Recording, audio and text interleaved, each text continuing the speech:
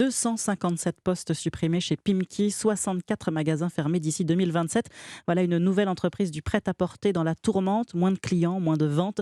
La direction de Pimki assure tout mettre en œuvre pour ne pas connaître le même sort que Camaïeu, Koukaï ou San Marina. 6h36, le pape François se trouve à l'hôpital pour au moins quelques jours. Oui, le temps de se remettre d'une infection respiratoire. Le souverain pontife, qui avait subi une ablation partielle des poumons à l'âge de 21 ans, avait du mal à respirer ces derniers jours.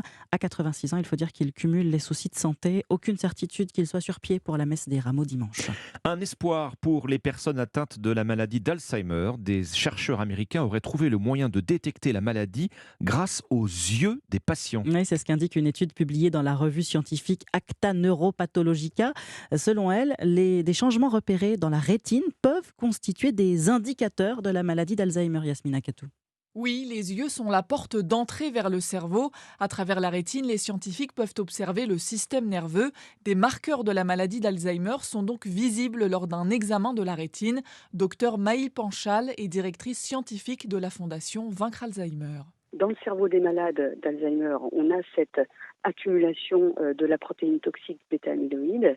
Ces chercheurs permettent de faire un lien entre l'accumulation de la protéine toxique dans la rétine, qui pourrait refléter l'état de la maladie d'Alzheimer et l'état de l'accumulation de cette même protéine dans le cerveau. Les changements de la rétine sont liés à des altérations de certaines parties du cerveau, comme celles responsables de la perception du temps.